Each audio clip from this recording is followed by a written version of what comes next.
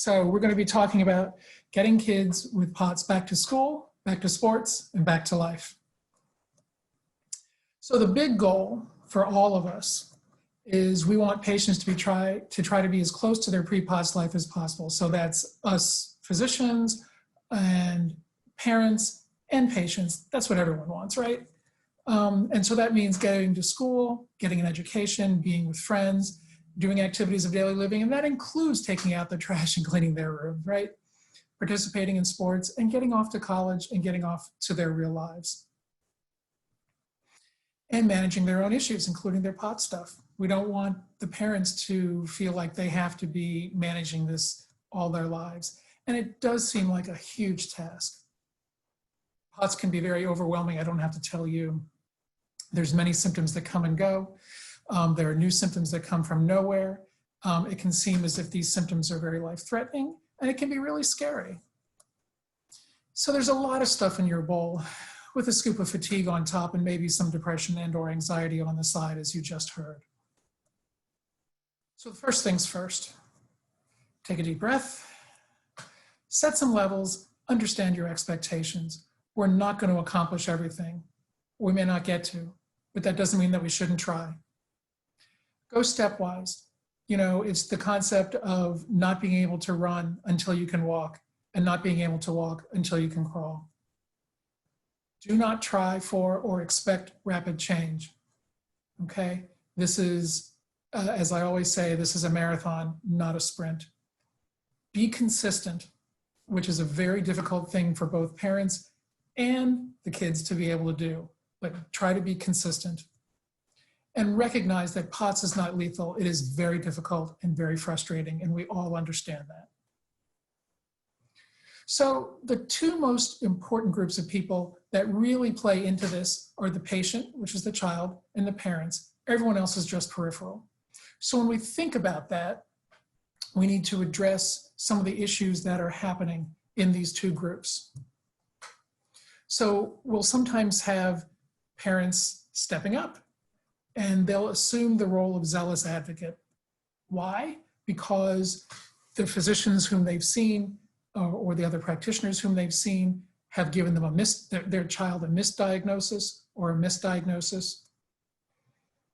There are issues with providers. They don't believe that POTS exist, or they think, oh, POTS self-resolves, we don't need to treat that. They blame the patient for these symptoms. They blame the parent, what are you doing about that's causing this? Or there's self-limitations within the provider. I don't feel comfortable with using those therapies. I don't know enough. So all of these things cause delay in diagnosis.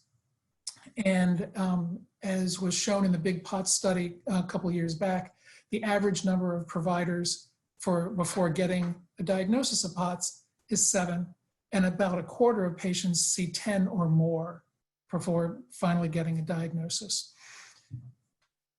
And finally, sometimes the patient's new medications don't work or have side effects. So the parents in this case have to really ride herd on taking care of issues. And sometimes the patient, the child, doesn't step up and take responsibility. And we'll talk about that in a little bit. So also within that role of stepping up, the parents come up and assume the role of protecting their children. So sometimes what they do is they do whatever it takes to get them well. So that means they also avoid or prevent failure for these children because they do want better for them. But sometimes it's hard to release control and give the kids autonomy and give them the ability to fail, which we'll talk about. They will go ahead and solve problems or crises independently of the child and make important decisions without the child's input. Now, in the opposite direction, we'll also see some of the children stepping down. You know, normally adolescence is a time for children to learn to adult, to really become independent because they're going to be living their lives away from home. That's what's supposed to happen, right? So we see this even in patients who don't have POTS, right? They're like, I don't want to grow up. I'm comfortable. I don't want to do this. And it's very easy to give up responsibility for managing their disease, especially if mom or dad take that responsibility from them and step in, right? And I get it. Fatigue and brain fog make it harder to have the energy to actually even do these things, much less to remember to do the things that they need to do. And as you heard in the last talk, depression, anxiety, and inability to cope with chronic illness can totally make this harder. And sometimes those psychiatric issues are present prior to the onset of POTS or because of the onset of POTS. So what we really want to do, what we want to strive for, is the helicopter-free zone, right? So the patients must be given responsibility to care for their own disease. That doesn't mean complete parental abdication of responsibility, right? You need to give the kids enough rope. Hopefully they don't hang themselves, but just kind of keep an eye. And children must be allowed to explore and to fail. Failure is what helps us learn to be resilient. These are developmentally important steps. They learn to, and so the kids can learn to cope, to readjust, to try again, and hopefully subsequently they don't fail. So really in doing this, the kids need to be given gentle guidance, ask them what they want to do in situations.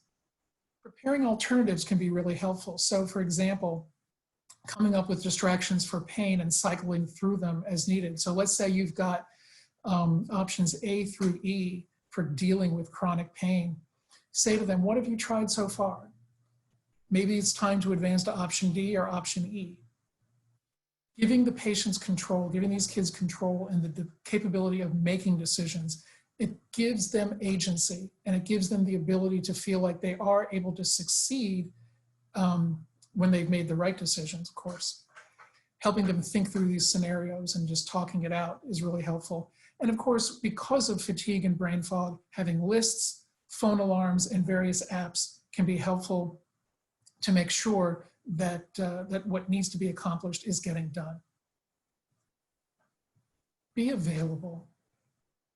It's so hard for parents when dealing with work and stress and a sick child and the rest of the family to really feel like they're able to give themselves the time and the ability to do it as best as possible. Try to be available for these kids, to talk, but mostly to listen. Remember, we have 2 ears, 1 mouth, right? A lot of times adolescents don't want to talk. They don't want to put themselves out. So being available and reminding them that you're available is very important. Say to them, I'm here to listen when you're ready to talk. And of course, not forgetting the other siblings, making sure you have quality time set aside to take a walk with them, play a game, or talking with them. And I get it, again, all the different things that we've been talking about, it's hard to set aside that time as best as you can do what you can to do that. That said, there need to be firm limits. These are the things that need to be accomplished. Making sure that adequate fluid is taken in, adequate salt, exercise, sleep hygiene, etc. Making sure these are the things that need to be done in the course of a day, every day. And then, what we want to do is we want to think about reward and punishment because, we as adults do this, right? We say to ourselves, if I finish this work that I need to do, I'll let myself, watch this show that I want to do. So making sure that we think about decent rewards, especially, can be really helpful. Like a puppy. No, not a puppy. All right, well, maybe a puppy, housebroken, no sleep interruption, that kind of thing. Dogs can be a good friend and they can be supportive and they are a good responsibility. And of course, as long as the child is not allergic to the puppy, but it's kind of hard to use that as a reward because how are you going to follow that up, right? So let's really talk about reward and punishment. Reward should be creative, not expensive. It should be considered as done per week, not per day. So for example, you exercised 5 out of 7 days this week. You did greater than 90% of your expected schoolwork for the week. You maintained a sleep schedule 6 out of 7 days this past week, something along those lines. And make sure that reward is emphasized prior to consideration of punishment or removing of privileges. In other words, adding privileges is more important. There are some people that say you should add as many as 10 privileges before removing one as appropriate. And so if we need to go there, reevaluating, in other words, removing privileges may need to be done. That might be access to a cell phone, computer, videos, TV, whatever. You know your child best. You know what motivates them. Now, having said that, it shouldn't be for prolonged periods. And of course, these privileges should be returned upon appropriate demonstration of assumption of these responsibilities. So I think the thing to think about with all of this is that none of us are born with the tools in our toolboxes to deal with chronic illness. This is something that we shouldn't be expected to know how to do. So as you heard in the last talk, counseling to obtain these tools can be really very valuable. As was also mentioned, having a counselor familiar with the management of chronic disease is primo. And that's for the patient and the family, because everybody is wrapped up in this. Everybody is involved in this and needs to be able to deal with it. And I want you to realize, and I say this to my patients all the time, requesting or going for counseling does not mean you're a failure. It does not mean you're a bad person. It means that you're open to learning. It means you're open to improvement. And the way to think about this is, you know, if you have a problem with your heart, you go to a cardiologist. If you have a problem with your bones, you go to an orthopedist. If you have a problem with your thought, with your brain, you go to a specialist for that too. So it shouldn't be any different. So the way I think about this is the 5 S's, right?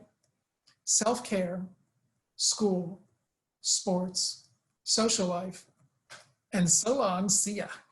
We'll get to that one too. So let's talk about self-care first. For self-care, it's important to make sure that you have a daily routine. Again, as we talked about, the things that need to be done on a daily basis: fluid and salt intake, compression stockings as appropriate, sleep hygiene, medications if needed, and exercise. But more importantly, understanding the bigger picture, because over time, the child needs to learn about themselves. They need to learn about POTS. They need to learn about what triggers are, what triggers make them worse, and how to avoid them. They need to learn to advocate for themselves, because this is not a short-term illness. This is something that can be very chronic. And making sure to adjust for things that come along in life, infection, stress, those kind of things. So let's talk about sleep briefly, because our autonomic nervous system helps with that too.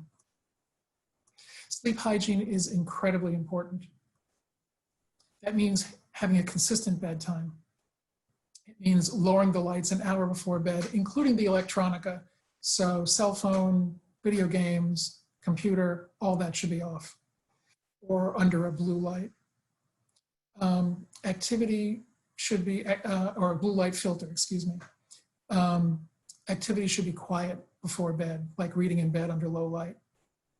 The room should be cool or dark, without a nightlight. One thing to remember, though, that's kind of hard, and it's picking up around the country because schools are recognizing this too, is that adolescents typically go to bed later than we would think. Children and adults have a typical natural bedtime around 9, 10, something like that. However, during adolescence, for whatever reason, their bedtime is naturally shifted to 11, even midnight. So we need to make our internal adjustments for that as well. The other thing is elevating the head of the bed frame 6 inches. So not extra pillows, not bending the mattress, anything like that. The entire bed frame should be up. That can actually help with POTS symptoms because it trains the kidneys to hold on to more salt and water. A little bit more on sleep hygiene. As I mentioned, a blue light filter after dark should be used. The bed should be reserved for sleep only. Not homework, not school, sleep only. If your sleep is messed up, avoid naps as best as possible. If you absolutely have to do it, keep them short, 20 minutes. Try to avoid lying down during daylight hours. And avoiding caffeine, especially late in the day. Caffeine, of course, is a diuretic, so it makes you pee, which empties your tank, so not so helpful. But caffeine, especially late in the day, is also going to wake you up. If your sleep schedule is shifted, try to shift it earlier, 15 to 30 minutes every evening, and bring it forward that way. And if there's still problems from a sleep standpoint, you might need to consider an evaluation by a sleep medicine specialist due to things like restless leg syndrome, sleep apnea, and narcolepsy, and other diagnoses that might be going on that we might not be aware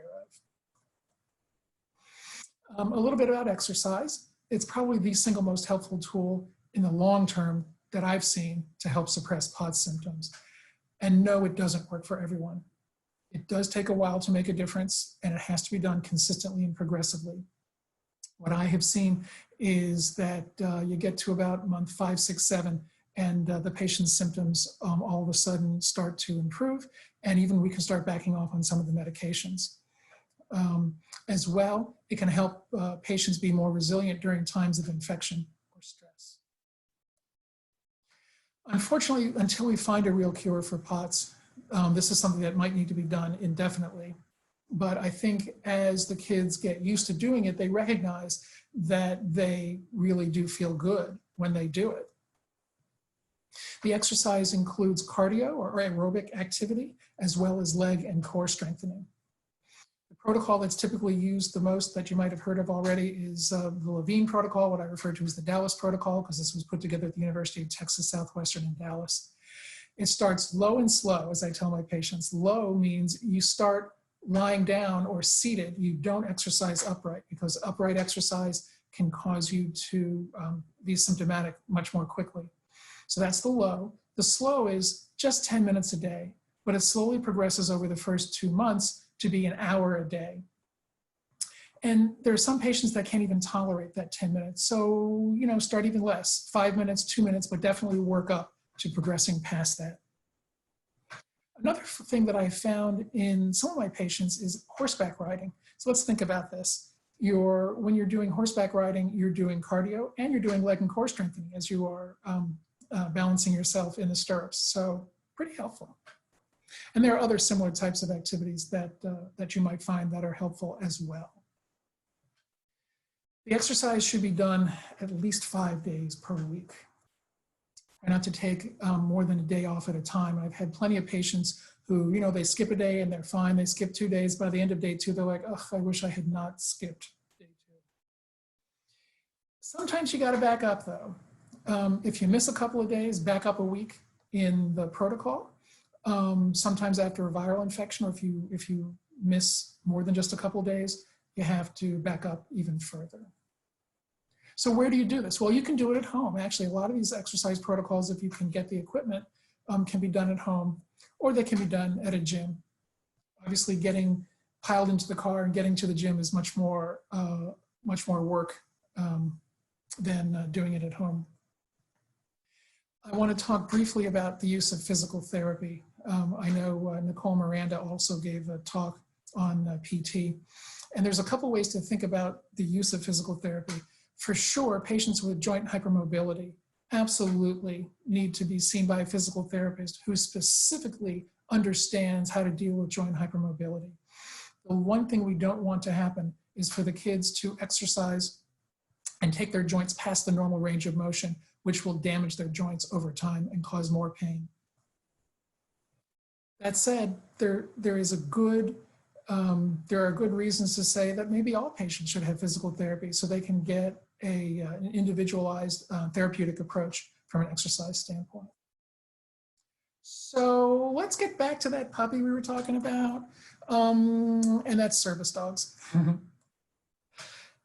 Service dogs are typically used for patients who have very severe symptoms.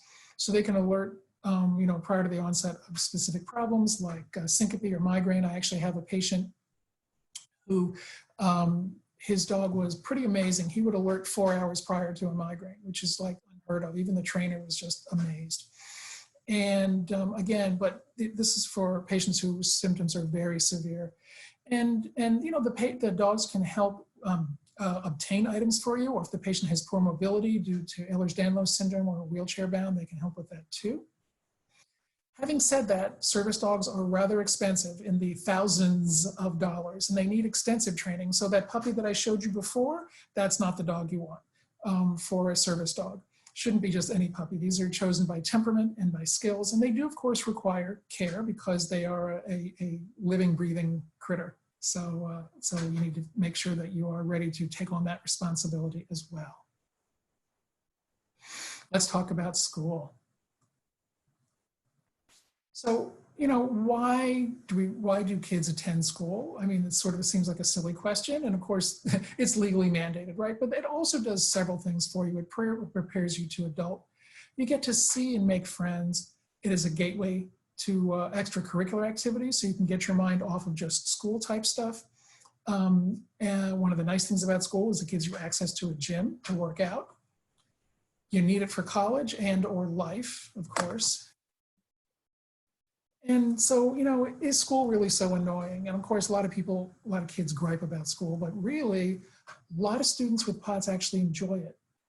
They're good. A lot of students, as you probably have heard, with POTS are really high functioning academically, athletically, or both. So they're good students. They enjoy the learning. They enjoy being able to demonstrate that they can really handle this. They enjoy seeing the friends. It gets them out of the house. It gets them able to function somewhat independently. And of course, it's a symbol of being back to normal. And yeah, it's a distraction. It's a distraction from the day-to-day feeling of, ugh, I feel awful. So in doing so, we need to consider accommodations for school.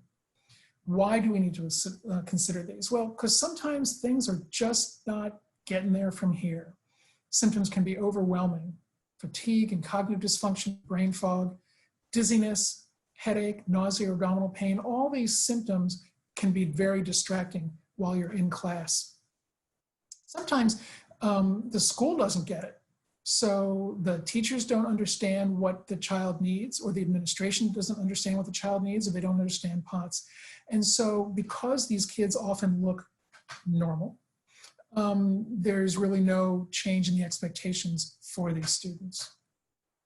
So what is available? And there's a separate talk that was given by myself and Dr. Marion Bessels a 3 years ago through Dysautonomia International for this, that has much more detail than I'm going to give in this talk.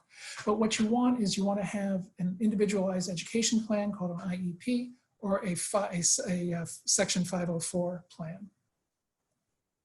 But not always. Sometimes you can work with the schools and make something together for yourselves. And the other thing to keep in mind is that private schools are not mandated to provide these if they don't receive federal funds. So these are all government mandated programs, but they are dependent upon these schools getting federal funds, which public schools do. This slide will be available in the talk for later for people to refer back to, but it talks about the differences in an IEP and a 504. The thing that you need to keep in mind is, I mean, they both give accommodations and modifications, that kind of thing. But the thing to keep in mind is neither of these necessarily transfer to college. Once you finish 12th grade, you are finished, although the Americans with Disabilities Act can help with post-secondary school accommodations. So I'm going to go through kind of a general list of accommodations that are available, that have been created over time, and I've taken some of these from the Dysautonomia International site and from Dr. Vessel's talk as well. So just what you want to do is, you know your child, mix and match these as you need them. Obviously, unlimited access to water and other fluids and unlimited access to the restroom is primo. Access to salty snacks outside of lunch. If needed, accompaniment to the restroom or between classes with a buddy. The ability to go to the nurse for as needed medication administration. More time to move between classes. Sometimes a few minutes is just not enough. More time for homework and testing, reduced assignments, having 2 sets of texts for school, one for home, so you don't have to carry them back and forth. Being able to use an elevator key. If the child is excessively fatigued or dizzy, having a 15-minute supervised break in a cool, quiet environment. So that does not mean the nurse's office. It means something cool and quiet, like the library or an empty class or a teacher's office. Sometimes preferential seating might be needed, like putting the student as close to the teacher and or an exit as possible, as appropriate. And making sure that core academics are prioritized. So if you can't do a full day, make sure you do the required classes and stick those all together in a clump, and then we'll get to the other classes eventually. Having a cell phone at school for emergencies. And then eliminating physical education as a class, or having an adaptive PE class. And actually, I've had a couple of schools allow substitution of the Dallas exercise protocol for PE, which has been really beneficial. Forbearance for frequent tardiness and/or absence. That's a big one, because a lot of times mornings just don't work for these kids. Evaluation by a school counselor or psychologist on a weekly basis to assess the student's needs can be very helpful. And then apprise the child of all school and after school activities and allow them to participate to their level of ability, even if on homebound. So important to keep the social aspect of school going. And a lot of times what will happen is if the kids are not in a full day school, or if they're on a homebound type of education, the schools will forget them, or they will actively cut them out. So you need to make sure that they are able to be included. Some other accommodations include organizing the schedules so that the classrooms are near each other or near the student's locker. A fire drill and or evacuation might exacerbate symptoms, so they might need an adult buddy to help them. Allowing talks to be recorded, having a transcriber, or having the teacher give the class notes to the student. Using a calculator in math, which is pretty common now anyway. Having a key lock or a name combination instead of a numerical combination lock that they have to try to remember. Being able to do compensatory seating positions to combat venous pooling, so elevating their feet, sitting on their knees, cross-legged, or a knee chest position. Allowing frequent stretches or moving around the class. I know that can seem a little bit distracting to the rest of the class, but as best as possible. Being able to use a portable fan or a cooling vest, of course, for heat intolerance. Conversely, dressing in layers because of cold intolerance. Being able to leave class if they're exposed to strong odors. And then because of light or sound sensitivity, wearing sunglasses, a hat with a brim, and earplugs as appropriate. So the modifications in the actual day of school can include a partial day school. And as I mentioned, mornings are typically worst for POTS patients. So what I recommend is starting in the late morning or early afternoon. And every 1 to 2 weeks, try to add a class. So for example, if it's a 7-period day, maybe start with periods 5, 6, and 7. And then every couple of weeks, start moving forward from that standpoint. Tutoring can be helpful. Homebound education and and specifically an IEP with placement of instruction conducted in the home can be really beneficial. And then lastly, cyber school, although cyber school is going to be different from school district to school district, as is their quality. Interestingly enough, because of the pandemic, a lot more schools have actually included a hybrid type of approach and have included online schooling. In fact, they're doing synchronous online schoolings, which is really kind of neat. So some of the kids are in class and some of the kids are home anyway.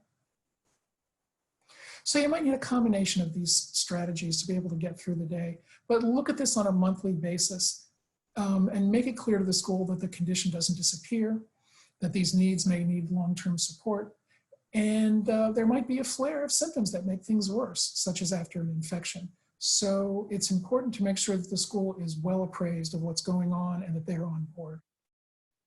There are a couple of resources for learning about learning. The Parent Training and Information Centers that can be found at parentcenterhub.org, and Wright's Law. Peter Wright is a special education attorney at William & Mary, and the wrightslaw.com can be really very helpful for you. There's a small problem with this. Some providers don't want to or don't agree with using accommodations. Yeah.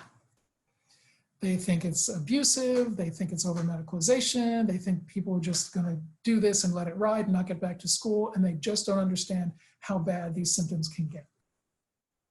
So, you know, on the one hand, I get it. It's okay to utilize accommodations because it makes no sense to sit in class. You're distracted by these symptoms, you might be falling asleep or might be having a lecture bounce off your forehead, right? And onto the desk because you're just not able to absorb it. It gives an ability for these kids to be able to learn at a slower speed. On the other hand, obviously, as we talked about, this shouldn't be an open-ended thing. It should be reviewed monthly. And the goal, of course, is to avoid isolation, bullying, and abandonment, which is important as well for these kids. So what do? Be proactive, be convincing, verbalize that accommodations should be temporary and understand that and incorporate the routine review. Demonstrate the effort to progress and to reduce symptoms. So that's, again, the consistent progressive exercise and optimizing non-pharmacologic therapies, with the recognition that some folks still don't improve. And so despite all best efforts, it does take time. Again, it's a marathon, not a sprint, so don't beat yourself up over it. Rarely we've had to have some patients and families obtain an education lawyer because the school districts just aren't doing their part. And then, yeah, testing, right? So we have SATs and ACT and AP tests. So accommodations for those are also available. And there's our sleeper. So sometimes these accommodations include a homebound testing setting, a late start to the day, either afternoon or evening, doing only 2 hours or less a day, multiple testing sessions over multiple days or a maximum number of days, and then extra time for testing up to double time. Food, fluid, medication breaks, extended breaks, or what's called stop the clock breaks, and extra breaks. And being able to use a computer to complete the essay portions of testing. And, you know, we had problems with this too. I mean, we had to actually tell the College Board and the ACT of the Americans with Disabilities Act and remind them that POTS patients have an established disability as defined by the ADA. It's unfortunate, but we got to go there. However, that said, you need to make sure that this process is started really early. So having a strong 504 or an IEP statement for testing in place is important. And so you've graduated from school, congratulations, right? College is often easier for kids for several reasons. One, they have more self-awareness and they're able to own the disease. Their brain has matured more. A lot of times they've had the disease for longer. With college as well, there's more recovery time between classes. The concepts are given in larger chunks, so that can also be easier to handle. Sometimes colleges can be easier to work with. They do have a disabilities office, but you need to talk with them ahead of time because some disabilities offices from colleges, I have been told, are really worthless. A lot of them are great though. And remind them that you're paying them. You're paying for their services. But just remember again, their ability to do for you and for your child can be variable. So some accommodations for college include having a first floor dorm room, air conditioning because of heat intolerance, private bathroom, the ability to record lectures or having a scribe, having proximity to central locations on campus, and then use some of the other above school accommodations that were listed before, recognizing that, again, 504 and IEPs do not follow you to college, but the Americans with Disabilities Act protection does follow, including the use of wheelchairs, etc. Good news is you won't need a permanent bathroom pass, right? But you might need bathroom leave from the professor. All right, moving on, sports. So, you know, there's individual and team sports, of course, and As I mentioned before, besides being academically high achieving, a lot of POTS patients have a history of prior athletic participation. We're really doing well with those. I will tell you that in my experience, those patients tend to do better with the exercise protocols because they understand the concept of the time commitment, the ability to take responsibility, and they want to get back to their sports and feel like they're up to it. There are lots of benefits to being involved in sports, a few of which I'm showing here. Just return to normal, the support from the team, the discipline for doing this, and of course the physical activity helping to suppress the symptoms of POTS. But we need to make sure that we remember our priorities too, right? Education comes first, that's why we're in school. And so, learning to allocate time is a learning process, and making sure that the appropriate time is given for these various activities, which means sometimes staying out late with the crew is probably not a great idea. And we'll get to that in the social life thing. It is good for social life, but remember the basics, right? We have our daily schedule that includes sleep hygiene.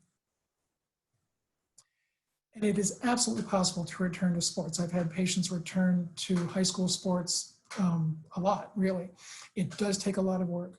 And really, sometimes I've actually had patients even pick up new sports along the way. It's okay. Again, it's a lot of work and commitment. Bringing back joint hypermobility, as we talked about before. Something, it may not have, something that might not have been previously diagnosed or known about. And when you see a provider who's very familiar with POTS, they might diagnose joint hypermobility. And that again can be problematic for contact sports and repetitive use activities. So working with a physical therapist is going to be very important. They'll tell you what kind of athletics to do. They'll be able to help you with bracing, splinting, and taping, and then strengthening the muscles around the joints to limit the joint hypermobility. All right, let's talk about social life. Because yeah, POTS can be really isolating, not a surprise there. The kids are out of school, they don't have the energy to see their friends, and their friends don't understand. They think they're faking it, they think they're trying to get out of stuff, and they just get left behind. And then on top of that, things like depression and anxiety, being discouraged, anger, and even self-sabotage can compound things. I have absolutely seen patients where if they start here and they need to be here, they get to here. And they're like, you know what, this is good enough. But the problem is that that's not where they need to be. And so they won't allow themselves to be able to move forward. Remember, we are absolutely social beings. We need that social interaction. That's why a conference like this is so sad that we're doing this virtually, but at least I'm glad we're able to do it. And, kids need this as an alternative to their parents. So in the end, you do find out who your friends really are, and that can be hard. People whom you thought were really good friends may not be quite so much there. Having said that, once you get it, make and keep and support that contact. And it might only be 1 to 3 truly close friends, but as long as you're able to make that work, that's okay. Let's talk about social life further, and that's the opposite direction. Extreme partying, staying out late, dance parties, exposure to alcohol and drugs. These are risks that can happen if the kids are feeling really good and they feel like, yeah, I can handle this. And a POTS flare in 3, 2, 1, right. So a lot of these can really flare your POTS. So making sure that these kids are still doing the basic daily issues where they're able to control their POTS and have good sleep hygiene is still more important. And that's a learning process too, right? Learning to self-regulate and self-advocate for themselves. That concept of balance again, wanting to be normal with understanding what you can tolerate. And don't forget, the brain is not fully mature till age 21 to 25 years, which means adolescents, and that includes me when I was an adolescent, make really stupid decisions. And it is what it is. They learn to live with it and they learn to deal with it, and you kind of pick them up and get them back on the path where they need to be. Lastly, so long and see ya. Again, that's the goal. Remember, that's where we want to be. So we want to raise a self-sufficient, independent, confident young adult. And there's different outcomes for that, right? College, university, trade school, taking a gap year, traveling, volunteering or being in the Peace Corps, something to that effect, doing a local job or being a self-employed entrepreneur, being a professional athlete. Yep, I've got a couple of those that I've taken care of. And sometimes, you know, if you need to go there, SSI and disability. So that depends on a few things, right? How well our symptoms are controlled, the patient's ability to manage and take that responsibility, and the parent's ability to allow that to happen, right? And if they can find a place that accepts them with their pets, that puppy's bigger. And what the patient wants to do and can do, right? That means the ability to be self-sufficient, including having enough money to do so, which again, in these times is a lot harder. But to a point though, they really do need to get out. They absolutely need to move on. But sometimes they haven't failed yet. Getting out in the real world is a big test. Sometimes it's a nosedive, sometimes they correct course, and it takes a push or a catapult. So we want to balance parental support and the ability to let them figure it out. Sometimes delaying the process of getting out into real life means college and grad school, or having a job to build up funds, or volunteering and seeing the world and building up that self-confidence to be able to handle it themselves. As I mentioned, unfortunately, POTS might stick around, and so you need to be able to still deal with it long-term.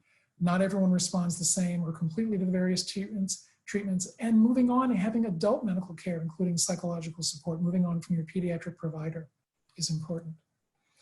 All right, I think I've actually hit the mark. Go out there and really make this world better. And I want to thank Lauren and Kirsten and the Dysautonomia International team again for allowing me to speak. And I just want to give a shout out to Jane Taft, and who is winning the Sparkle Award tonight, who has done just amazing work in the Possibilities Parents page. She originally set this up for the Delaware Valley, which is right here in the Philadelphia area, and it has gone worldwide and has been just amazing. You'll hear more about that later. Thanks. Thank you so much, Dr. Boris. You always give fantastic lectures. We're going to move into the live Q&A. So let's see what we got. So the first question we have, with the shift to online education, online college, I mean, all schools are pretty much online or have a hybrid system going on right now. How do you still push for accommodations when you never see the teacher? Yeah. So for starters, it's not just pushing for accommodations, it's being creative with the accommodations, because the accommodations are going to be different. You don't necessarily see the teacher. Well, it depends on what you mean by you don't necessarily see the teacher. Some schools, like I said, have a hybrid synchronous approach. And so the kids actually do see the teacher online. The kids may not be in school.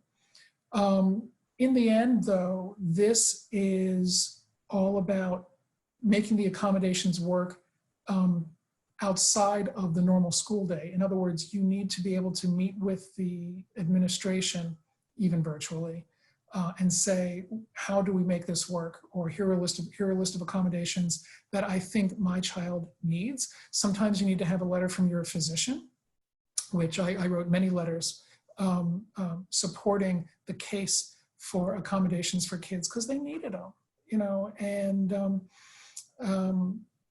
yeah, the virtual environment for these kids is difficult for so many reasons. It's even more isolating. It's like now everyone's got POTS.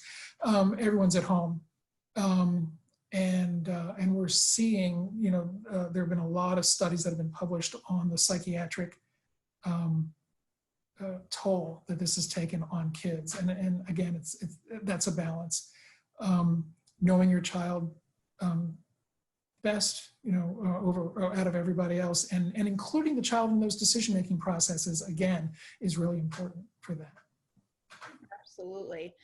Many doctors, as you know, say teens grow out of POTS. Have you had experience with this firsthand? So I have a number of patients who have felt better. In fact, one of my patients, I just was in touch with one of my patients whom I took care of for a while. She's in medical school now, but she says even when she's on her feet for long periods of time or doing stuff for long periods of time, it's tough. And I think that kind of goes along with the old Mayo Clinic paper, where even the 19% of patients who reportedly have spontaneous resolution of their POTS still have symptomatology during an intercurrent infection or stress or something like that. They don't have it for as long, but they do have it. So have I seen patients grow out of POTS? Personally, I don't think I've seen, my personal opinion is I don't think I've seen anybody fully grow out of it.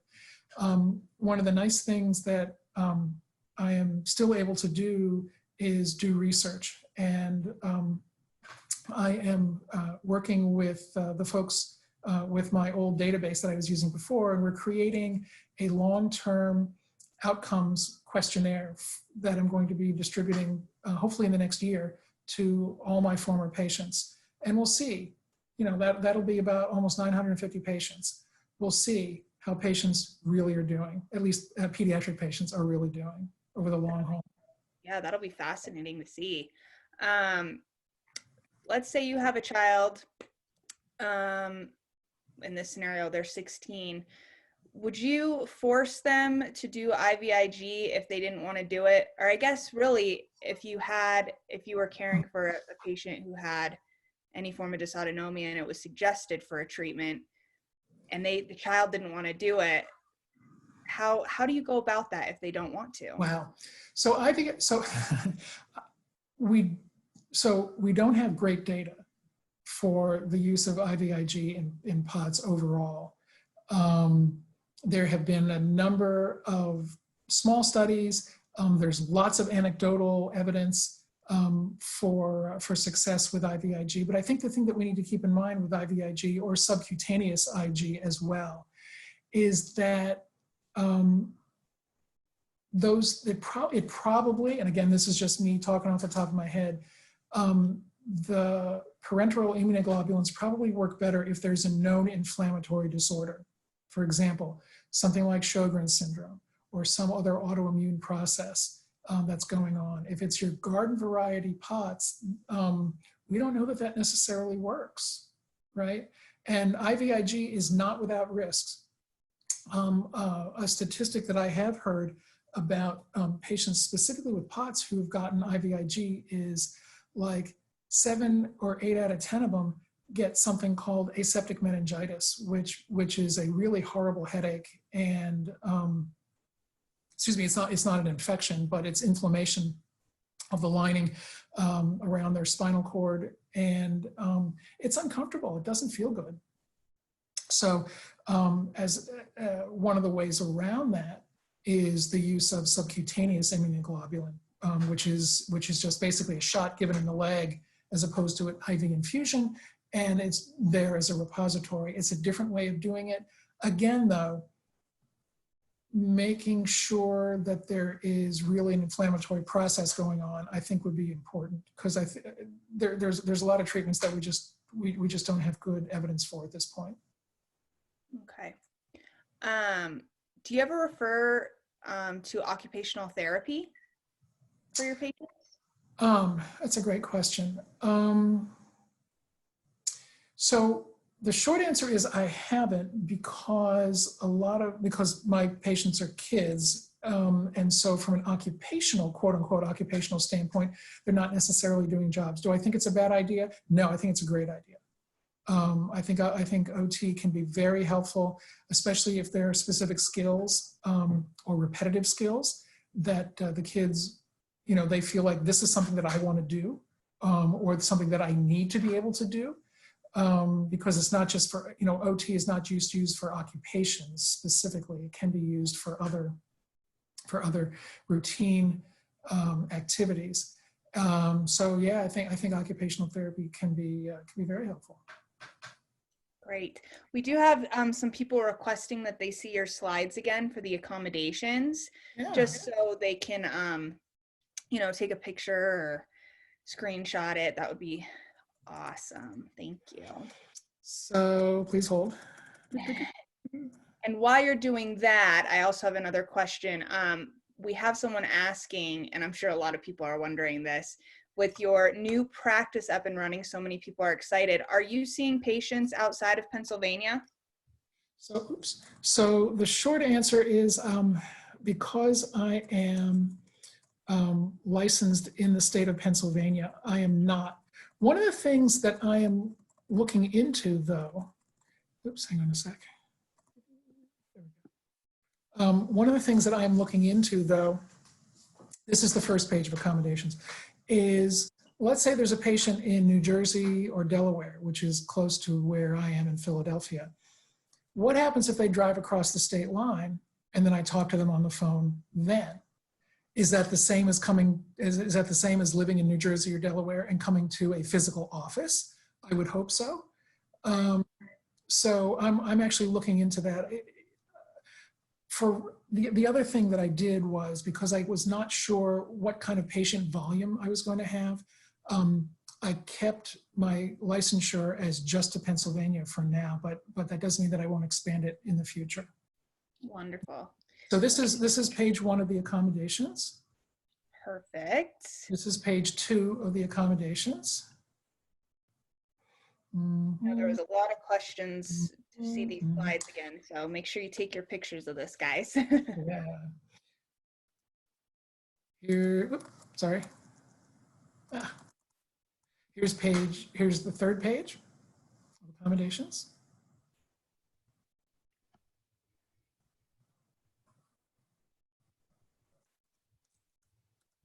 Here's the fourth page of accommodations.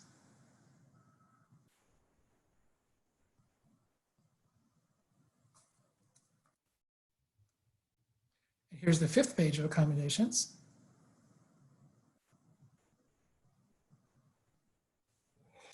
And let's see, the other thing I want to show you is, please hold. Oh, wait, actually. Oh, that's another slide. Yeah, that would be good. So this is SAT, ACT, and AP test accommodations.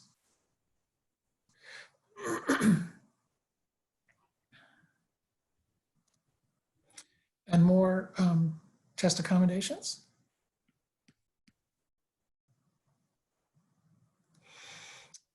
And then college. Perfect. Thank you. Okay. So we have another question. When lifestyle changes for your child just aren't cutting it, what types of medications do you usually, and I know you can't give medical advice or anything like that, but what type of medications do you ever look to for your pediatric patients? There's a, yeah, there's a lot. There's a lot. That is a talk in and of itself. I think Dr. Raj is giving a talk on medications. However, there we go. Dr. Raj is giving a talk on medications, but I think I tend to use a lot more medications than he does. I take a symptomatic management approach for patients, and so there's lots of different things that can be used. So I will treat the dizziness, the headaches, the fatigue and brain fog, the constipation, the nausea, the chronic pain, the sleep disorders. You know, there's all kinds of different things that can be used. And I think it's, you know, it takes a lot of creativity to be able to use a number of medications off label, as well as using, you know, medications for what they actually are intended.